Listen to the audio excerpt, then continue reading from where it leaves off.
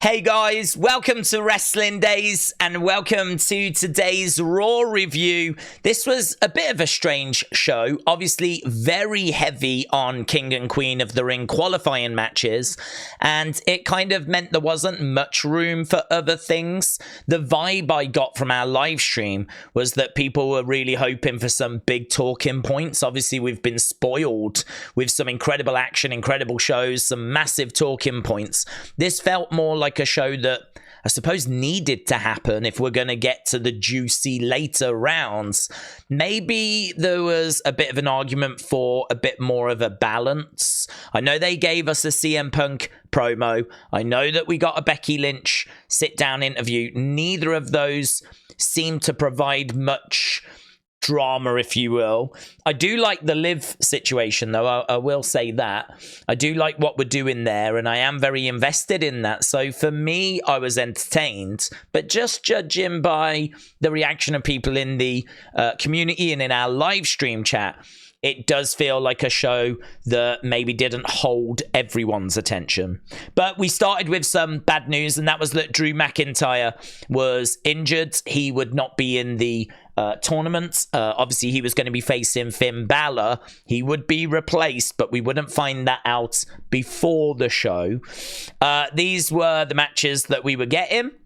And there we go, Drew McIntyre unable to compete. What does this mean for Finn Balor? Again, we would find that out at the very beginning of the show. So the show would start with Judgment Day, right? So if we go all the way down to the beginning, here is Judgment Day. We also got these, which is awesome. These are the two brackets. So here you can see the women's bracket and the men's bracket. Now, I absolutely love these. This is everything I've hoped for. I actually would make these bigger. I don't know how possible that would be. I definitely think we could do a 32-man tournament for the men. For the women, that might be a bit too much to ask, but honestly, I would probably just steal from NXT whatever I needed to kind of fill the spots out. But yeah, a nice big tournament. I hate those King of the Ring tournaments when it's really small. I think let's get as many people involved as possible. If we're going to crown the King of the Ring and the Queen of the Ring, I think we need as many people involved as possible, right?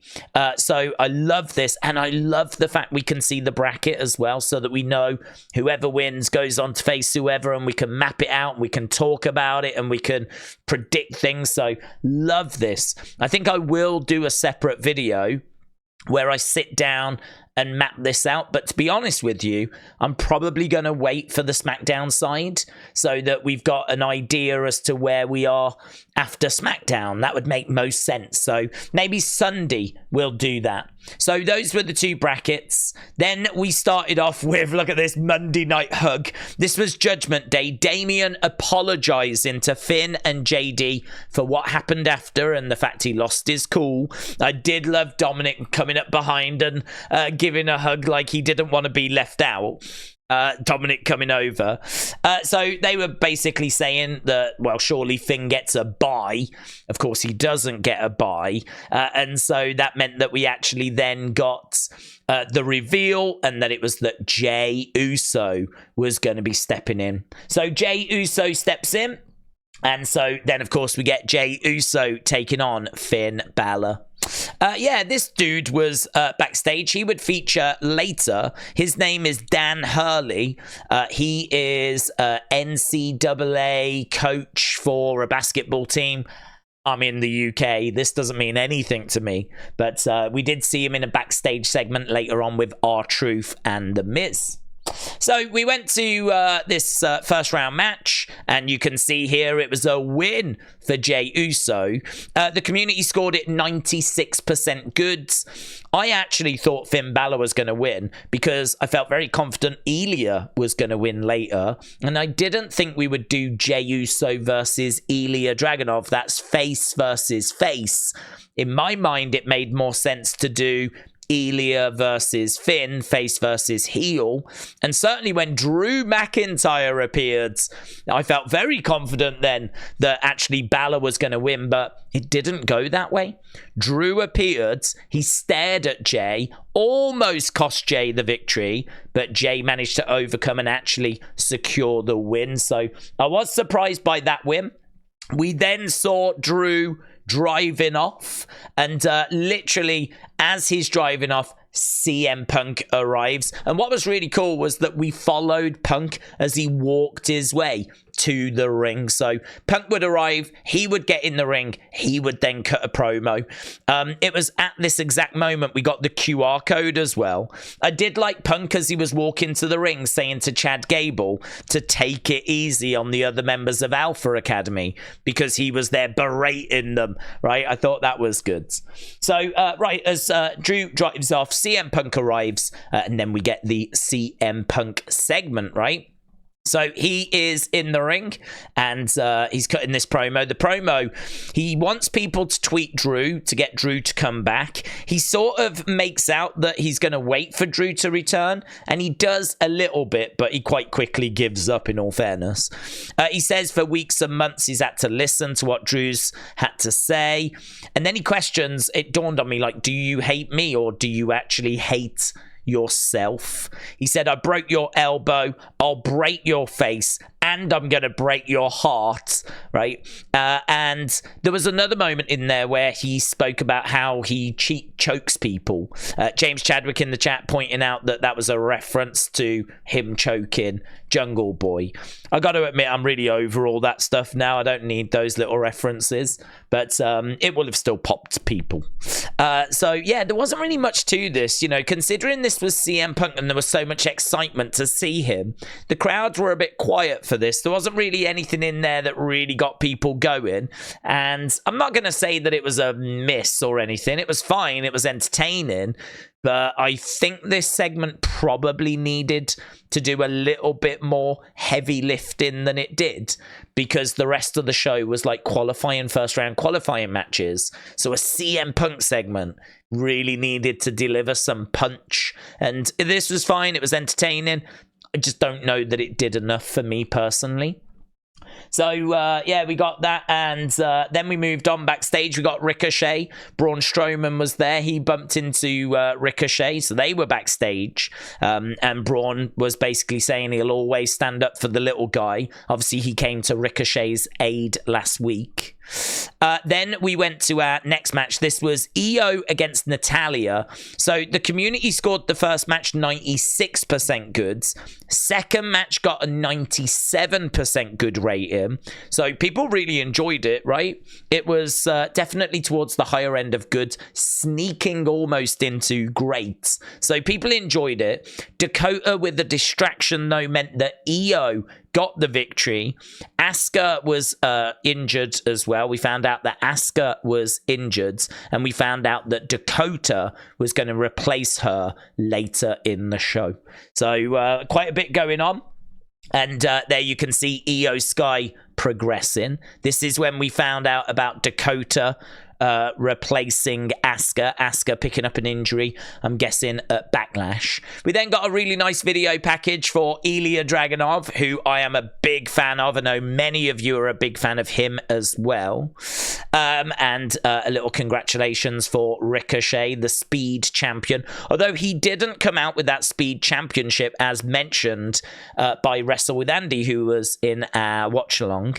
He pointed out that there was no Speed Championship, which I think is a real shame. They did mention it on commentary that he was the Speed Champion, but he didn't have that championship belt.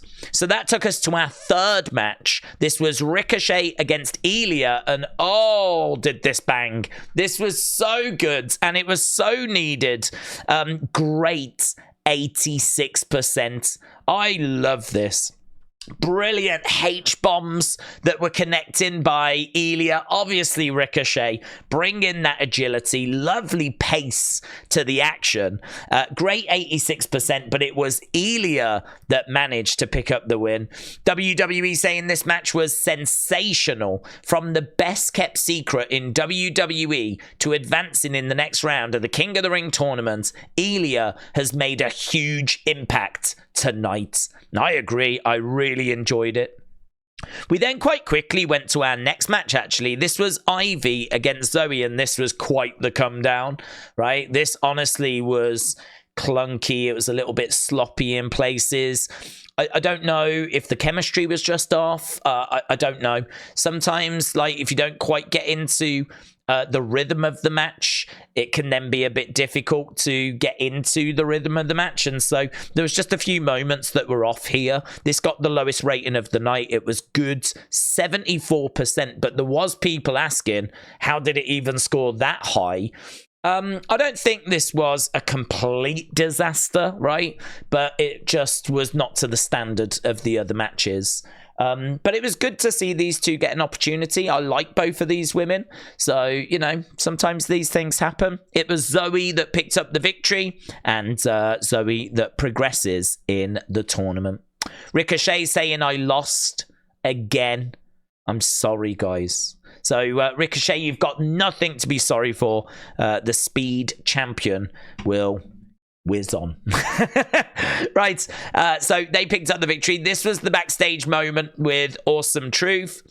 And this is where R-Truth said that, I like this. He was with that Dan Hurley, and he said, look, this guy's got his own wrestling promotion. Apparently they're called NCAA, which I really like that joke. I really like that joke. The rest of it felt a little bit same old, you know, R-Truth getting confused, Miz trying to explain what's going on. But yeah, it was just a fun little moment. I think it was just a way of getting that Dan Hurley on the show, to be honest. So Iyo progressed, Zoey progressed. That's what the bracket looked like. Then we got a little moment with Carlito and Damian Priest. Damian said, I'm glad you're here. It's been just over a year since you cost me at Backlash, you know, in Puerto Rico. And he basically told Carlito to go away. He wasn't interested in working with him. Carlito was like, look, you scratch my back, I'll scratch your back. I've got a problem. And he has got a problem, you know. Ray, Dragon Lee, they're all looking for him. They're all coming for him. So this was Carlito trying to snuggle up to the Judgment Day. But I love the fact that Damian hasn't forgot about last year. Hasn't forgot about what Carlito did to him and cost him in that match against Bad Bunny. And so he wasn't interested. So I thought that was good. Then we tried to do a match. We tried to do a match here where it was Chad's and it was Big Bronson Reed. This was not part of the King of the Ring. It didn't go very long, so we didn't bother scoring it. Sammy basically interfered and attacked both guys, Chad and Bronson. Bronson would be the one that would then stand in tall. He would go to the back and he would demand an IC title opportunity. That's what he wanted. And later in the show, we would find out that a triple threat match had been made and that at King and Queen of the Ring, it will be Sammy against Chad, against Big Bronson Reed. Triple threat match. Should be a lot of fun. That should be a lot of fun. Don't know who leaves with the title in that one. Really don't. I mean, honestly, you could get the belt off Sammy now. I think the big prize was being the one that beat Gunther. And that has built Sammy up. He did it at WrestleMania with Money in the Bank in Toronto.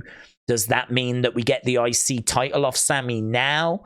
And then he sets his attention, turns his attention to Money in the Bank? Or is it a bit too early for him to do that? We do still have Clash at the Castle, of course. So, don't know. Is it a bit too early to be thinking about Money in the Bank? But I am thinking about Money in the Bank. Let's get this IC belt off Sammy. I don't need him to have a long reign. The prize was beating Gunther.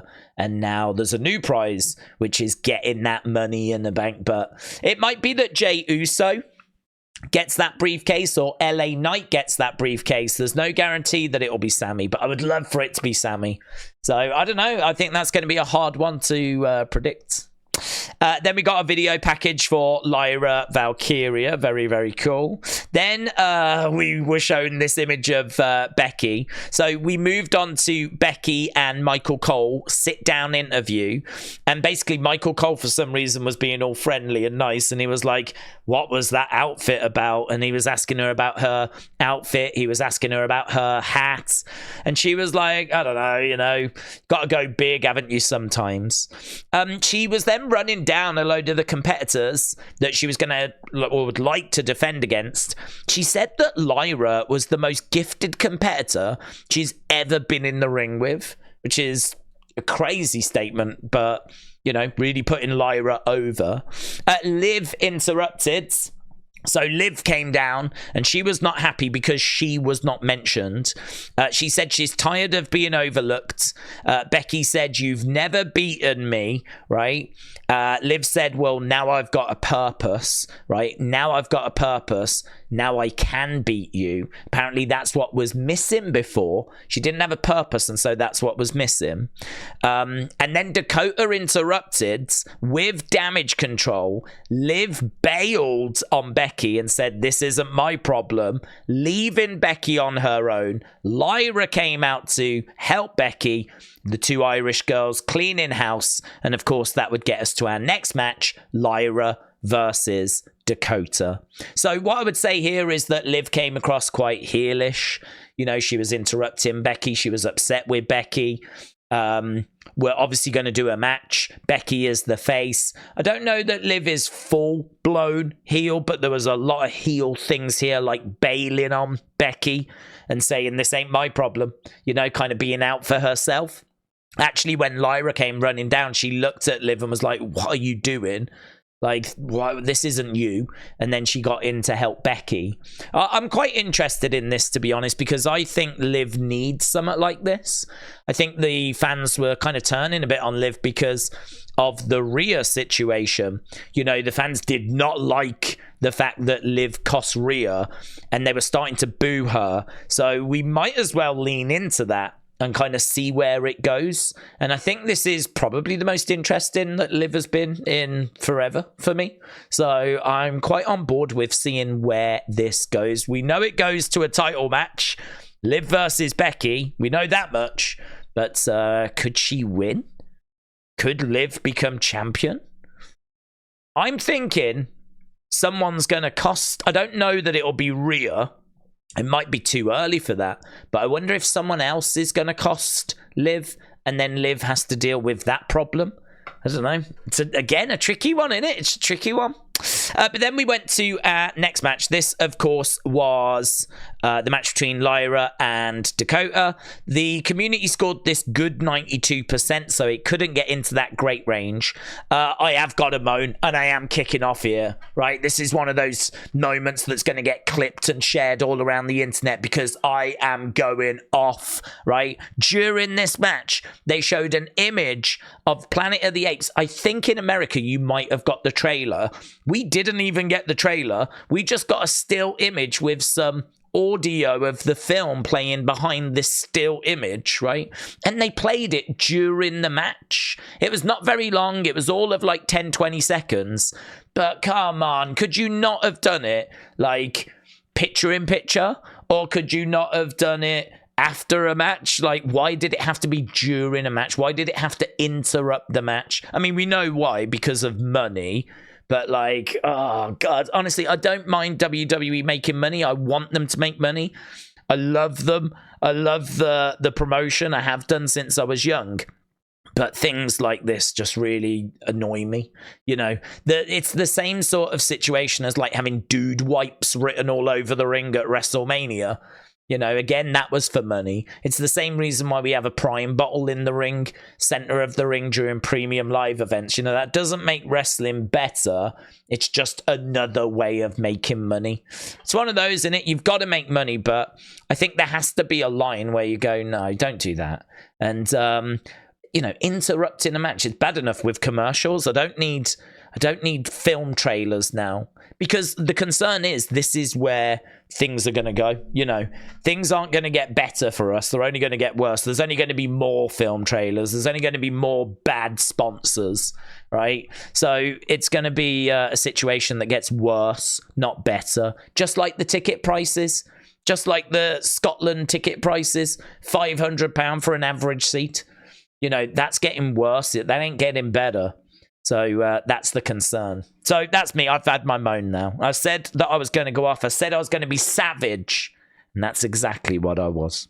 But then I've got some praise. Because actually during this match, there was a great moment where Lyra was working on Dakota in the corner. She turned around to go back to the other corner. Dakota knew she was going to go to that corner. So she ran around the edge, kind of inside the ring still, but near the ropes, ran round. And then when Lyra turned around, boom, this kick came into the side of the head. Dakota scouting Lyra was awesome. That was a great moment. The end of this match was really strange, though. She slammed her down and just sort of it ended. Like, it really felt like, I don't know if someone went time or something and they were like, oh, let's just wrap this up.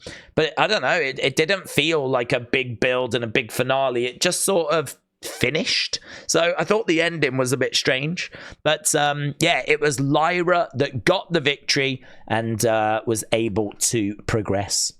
So there we go. We got 3 results on the women's side. So Zoey start, Lyra Valkyria, Iyo Sky, all progressing. Apparently Shayna against Elia, that will take place at a house show.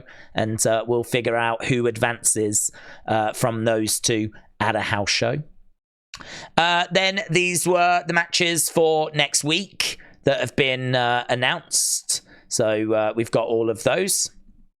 Kofi Kingston was talking about Ray, saying that he's got respect for him. He said, I've got to put him down as if my name was Kendrick Lamar or Drake. So I like that. So it looks like we're going to be getting, I don't know if that's at a house show, Kofi against Ray, but we didn't get that one tonight. Then we went to our main event. And this was brilliant. Great 76%. Outside interference by Ludwig. I honestly thought Giovanni might make an appearance, but he didn't. Ludwig got removed from ringside by the referee. Gunther looked fantastic. Sheamus looked fantastic. Couldn't get to the same heights as their Clash at the Castle match, but of course this was Raw. There's commercial interruptions, you know, but the match still was very entertaining. Actually, our community thought the Elia match was just that bit better, but still 2 absolutely brilliant matches on this week's Raw. And it was a victory, of course, for Gunther. What I would say is another moan, right? But Sheamus tapped, which I don't like. I don't like Sheamus tapping. I agree. James Chadwick in our chat said that he should have passed out. I agree. I think he should have passed out. You know, Sheamus is all about heart. He's a warrior. He's a fighter. Seeing him tap out to Gunther is just not the visual I want to see. I just don't like that. I just feel like Sheamus would rather pass out. So, but he didn't. He didn't. He tapped, and that was the end of Raw. Then we got this from Drew, who just burnt this signed picture of CM Punk, so he must be back home now. So he did that, and I did see that there was a response from Sheamus there. Look at this. There will be no part 4. So look at his chest. It's brutal, innit? Brutal. So there will be no part 4. So there we go. Gunther wins and progresses. I think I enjoyed this show. I thought the QR code, we're not going to talk much about that because that's got its own video that we've already done. QR code I thought was really good for this show. I really enjoy King of the Ring, Queen of the Ring.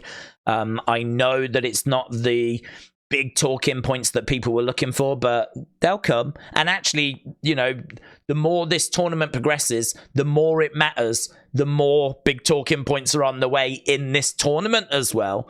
And we've got some really good matchups in this tournament. So, I don't know. I'm feeling really good. I'm feeling really positive. I agree. This was a good show. It was a passable show. It was not a great show.